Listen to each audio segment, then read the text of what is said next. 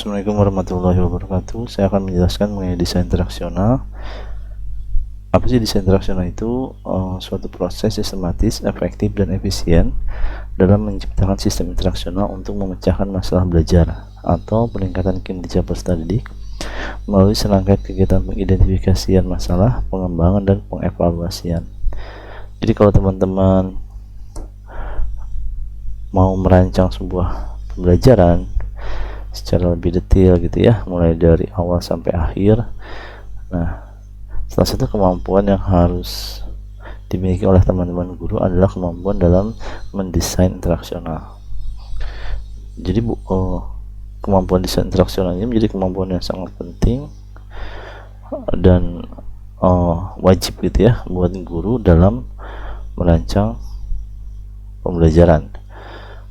Jadi tidak boleh ada guru yang tidak memiliki kemampuan ini dalam proses merencanakan pembelajaran. Nah, bagaimana sih kegiatan pembelajaran itu? Kan kegiatan pembelajaran itu terdiri dari 3 tahap ya. Ada tahap pengembangan interaksional, tahap pelaksanaan kegiatan interaksional, dan tahap evaluasi interaksional untuk pembelajaran. Nah, dalam mengembangkan interaksional ini mulai dari awal sampai akhir di sini, jadi guru itu harus sudah punya kemampuan dalam mengidentifikasi tadi masalahnya apa, ngembangin pembelajarannya bagaimana, melaksanakannya bagaimana, dan mengevaluasinya bagaimana. Walaupun dalam tahap awal itu dia mungkin belum sampai tahap melaksanakan dan mengevaluasi, tapi si guru ketika dalam merancang pembelajaran dia harus sudah bisa membayangkan ketika dia merencanakan awal pembelajaran seperti ini, bagaimana pelaksanaannya di lapangan dan bagaimana evaluasinya. Nah, kemampuan ini disebut dengan kemampuan dalam mendesain interaksional atau mendesain pembelajaran. Nah, sistem pembelajaran itu kan kalau kita lihat di sini ada output. Output ini dalam pengertian lulusan dari lembaga pendidikan sebelumnya gitu ya. Nah, dalam proses di lembaga kita sendiri atau di sekolah itu ada namanya input, proses, sama output. Nah, output dari kita itu kan nanti kan akan juga selain output jangka panjangnya ada outcome. Nah, output kita itu akan menjadi input pada lembaga selanjutnya. Nah, di sini kan input kita misalnya mahasiswa atau siswa, kurikulum, itu ya dosen atau guru, sarana prasarana, materi gitu ya, materi bahan ajar. Nah, rancangan ini kemudian dimasukkan dalam proses pembelajaran, baik itu secara bimbingan, praktik, mandiri, atau kelompok. Nanti dari proses inilah muncul output yang pada akhirnya akan menghasilkan outcome gitu ya. Jadi kalau output itu ibaratnya hasil yang langsung dirasakan, sedangkan outcome itu hasil atau dampak dari output itu sendiri gitu ya. Jadi hasil yang muncul setelah beberapa lama lulusan itu lulus dari satu lembaga gitu ya. Kalau misalnya contohnya outputnya mahasiswa bisa mempunyai ijazah, itu kan output langsung ya. Tapi kompetensinya nanti mahasiswa dapat berbicara depan orang secara langsung, kemudian kemampuan dalam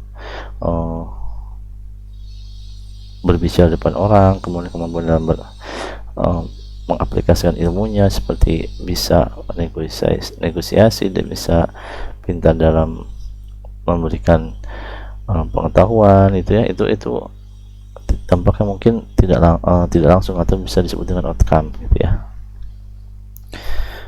Nah, dalam desain pembelajaran itu ada komponen-komponen desain pembelajaran seperti ada tujuan interaksional umum atau TIU, tujuan interaksional khusus, ada tes, ada materi, ada strategi. Nah, strategi ini juga atau model interaksional terdiri dari urutan kegiatan, model, media, waktu. Kemudian ada evaluasi interaksional atau evaluasi pembelajaran, bukan pelatihan ya. Dan di sini kemudian ada GBBP, Garis Besar Program Pembelajaran atau lebih dikenal dengan silabus kalau dalam di kita ya, dan SAP, Satuan Acara Perkuliahan kalau di kampus, atau ada juga yang namanya RPP, RPPH kalau di TK PAUD, RPPH kalau di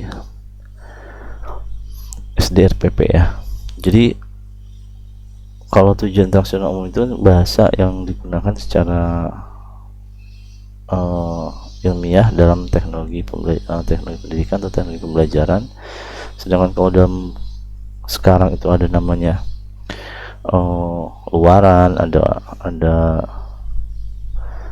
kompetensi, itu memang bahasa-bahasa yang ada kompetensi, ada kompetensi dasar, itu bahasa yang digunakan secara aplikatif ya. Tapi dalam konteks keilmuan itu umumnya digunakan kata tujuan interaksional umum dan tujuan interaksional khusus.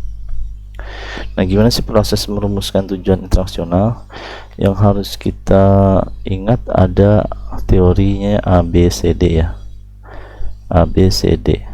Jadi ada audience, ada behavior, ada condition, ada degree. Jadi kalau kita mau merumuskan tadi tujuan interaksional baik itu umum maupun khusus, kita harus menentukan dulu audiensnya siapa sih yang kita ajar, siapa yang belajar gitu ya, apakah anak TK, anak SD, anak SMP, anak kuliahan gitu ya. Nah, kemudian behavior itu adalah tentukan kompetensi atau perilaku yang diharapkan dari pembelajaran setelah mengikuti pembelajaran tersebut. Nanti di situ ada verb atau kata kerja operasional seperti menyebutkan, menjelaskan hubungan, memilih, memecahkan masalah, suka membaca, rajin membantu, sering bertanya. Kemudian ada objek atau kata benda seperti rumus, korelasi, kesehatan, klasifikasi hewan, penyakit masyarakat, hukum, permintaan dan penawaran, berita, ibu kerja, permasalahan. Jadi poinnya adalah teman-teman harus menentukan perilaku atau kompetensi apa yang diharapkan setelah siswa atau mahasiswa kita belajar ya, baik itu berupa kata kerja ataupun kata benda. Nah, terus kemudian yang C itu ada condition, batasan atau alat yang diberikan kepada kita pada saat ia dites. Jadi kita harus menentukan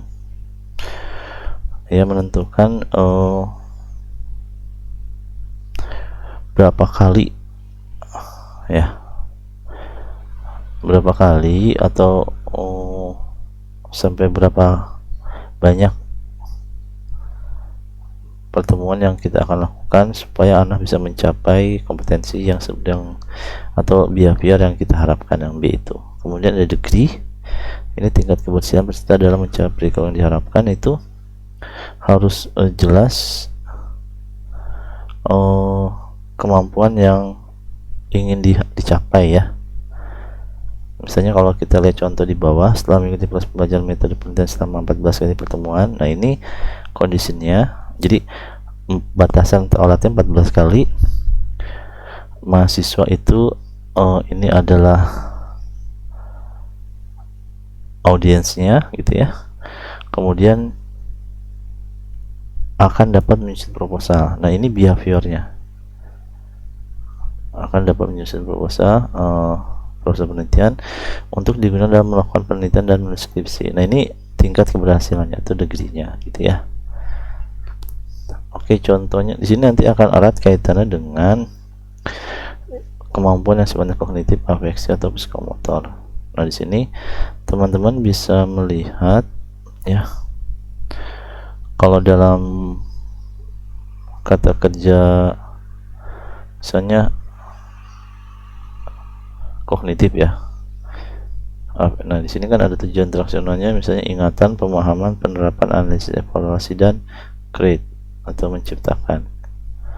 Kalau dalam taksonomi yang ranah afektif ada penerimaan, pemberian respon, penilaian, pengorganisasian, dan karakterisasi. Kalau dalam psikomotor ada meniru, menggunakan, tepat, merangkaikan, kata naturalisasi. Jadi apa sih hubungan antara TIU dan TIK? Kalau misalnya sekarang itu ada SKKD, TIU itu tujuan interaksional umum, TIK itu tujuan interaksional khusus. Jadi TIK ini akan mengacu kepada TIU. Kalau orang biasa dulu tuh ada SK, ada KD gitu ya, standar kompetensi dasar. Nah, KD itu pasti akan mengacu kepada standar kompetensi. Nah, sekarang ketika dalam memaparkan TIK itu namanya analisis pembelajaran ya. Kalau tadi mulai dari awal sampai akhir itu desain interaksional, sampai mulai dari ini ya, dari tadi identifikasi, pengembangan, sampai evaluasi. Tapi kalau untuk memecah dari TIO menjadi TIK itu namanya analisis pembelajaran. Jadi proses analisis pembelajaran adalah proses penjabaran kemampuan atau perilaku atau kompetensi umum TIO menjadi kompetensi khusus atau TIK ya. Itu harus secara logis, analitis, dan sistematis. Oke, kemudian analisis pembelajaran itu mengidentifikasi semua kompetensi dasar yang dikuasai oleh mahasiswa atau siswa gitu ya, menentukan urutan pelaksanaan pembelajaran sesuai dengan kaidah prerequisite itu. Jadi dia bisa misalnya menulis atau membuat laporan penelitian itu kalau dia sudah menguasai misalnya statistik, misalnya menguasai metodologi penelitian, itu prerequisite. Jadi mata kuliah yang harus diselesaikan dulu adalah mata kuliah yang tadi statistik, kemudian metodologi penelitian. Kemudian menentukan titik awal proses pelajaran melalui penentuan perilaku awal mahasiswa. Ini maksudnya kita harus bisa mengukur kemampuan mahasiswa itu pada tahap apa. Kalau bisa kita bicara taksonomi belum misalnya, apakah dia sudah sampai tahap pengetahuan saja kah, atau sudah sampai tahap pemahaman atau analisis misalnya gitu ya. Nanti entry pointnya berbeda, maka pemberian materinya juga akan berbeda. Memberikan dasar untuk merancang alat evaluasi. Nah, ada struktur kompetensi itu ada yang hierarkikal, ada prosedural, ada pengelompokan, ada kombinasi. Kalau secara hierarki, susunan beberapa kompetensi di mana satu atau beberapa kompetensi menjadi prasyarat bagi kompetensi berikutnya. Artinya kompetensi ini yang nomor 3 bisa tercapai kalau kompetensi 2 ini tercapai. Kompetensi 2 bisa dicapai kalau kompetensi tercapai. Nah, hierarki. Sedangkan kalau ini contohnya ya, kalau mahasiswa bisa menulis bab 1 pendahuluan tentang proposal penelitian ilmiah, tapi sebelumnya dia harus bisa menjelaskan hakikat fungsi setiap unsur dalam bab pendahuluan, kemudian bisa menyebutkan unsur-unsur pendahuluan proposal penelitian ilmiah. Kalau prosedural, kedudukan beberapa kompetensi yang menunjukkan satu rangkaian pelaksanaan kegiatan atau pekerjaan, tetapi antar kompetensi tersebut tidak menjadi prasyarat untuk kompetensi lainnya. Jadi antara kompetensi 1, 2, dan 3 ini bukan menjadi prasyarat buat yang lain. Jadi untuk mencapai 2 ini tidak harus satu yang tercapai. Contohnya ini, mengolah data kajian media. Jadi dia menyusun proposal kajian media, kemudian dia menyusun instrumen kajian media, mengumpulkan data kajian media. Artinya ini bisa dipelajari duluan, tapi akan lebih mudah pemahamannya kalau sebelum menyusun instrumen kajian media itu disusun dulu, mampu menyusun proposal gitu ya.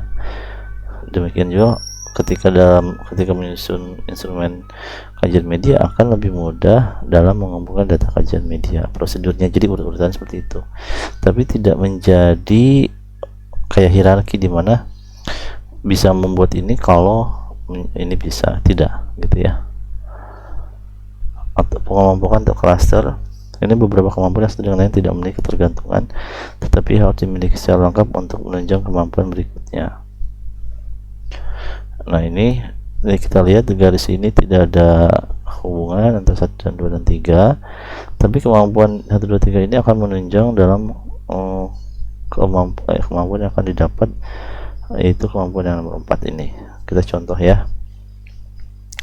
Kalau mau punya kemampuan cara mengolah susu segar, maka kita harus mampu membuat penjelasan tentang, atau siswa harus mampu membuat mentega, cara membuat keju, cara pembuatan susu kental, dan cara pembuatan susu bubuk. Nah, kalau 4 kemampuan ini bisa tercapai atau bisa dikuasai, maka membuat ini menjadi lebih mudah gitu ya. Tapi ini tidak menjadi hierarki atau prosedural gitu ya.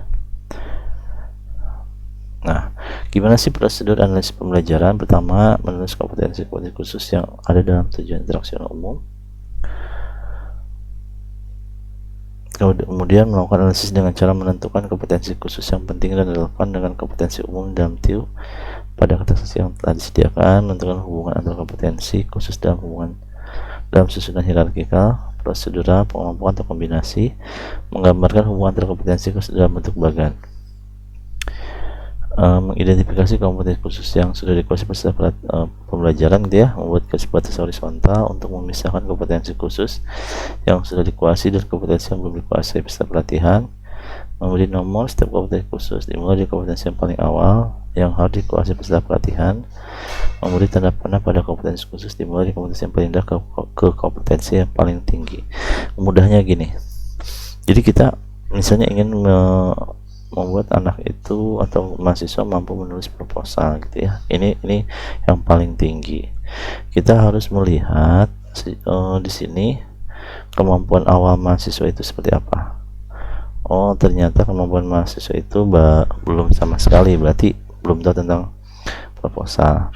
Nah, di sini berarti kan kita harus menjelaskan dulu tentang misalnya jenis-jenis penelitian. Kemudian dari jenis-jenis penelitian itu kita juga harus menjelaskan tentang misalnya ini kuantitatif, ini kualitatif. Dan dari kuantitatif nanti kita bisa menjelaskan tentang bagaimana sih metodenya, cara menulisnya, ini gitu ya. Nanti dari sini baru kompetensi akhirnya mahasiswa bisa menulis kompetensi menulis atau menyusun proposal gitu ya. Nah, jadi kompetensi akhirnya proposal. Nah, ini artinya mahasiswa harus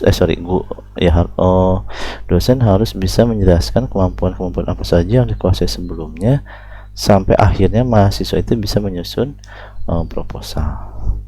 Nah, ini namanya menganalisis pembelajaran ya. Salah satu kemampuan yang harus dimiliki dalam mendesain kurikulum atau pembelajaran.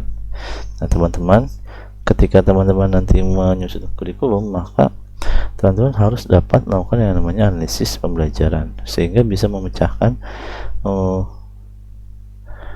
TIU tadi menjadi titik atau tujuan interaksional khusus yang dapat dicapai oleh peserta didik gitu ya. Oke, untuk sementara ini dulu, nanti lebih detailnya mungkin saya akan berikan contoh, tapi penjelasan tentang desain interaksional untuk atau sebagai bahan pengantar gitu ya, saya pikir cukup. Terima kasih. Wassalamualaikum warahmatullahi wabarakatuh.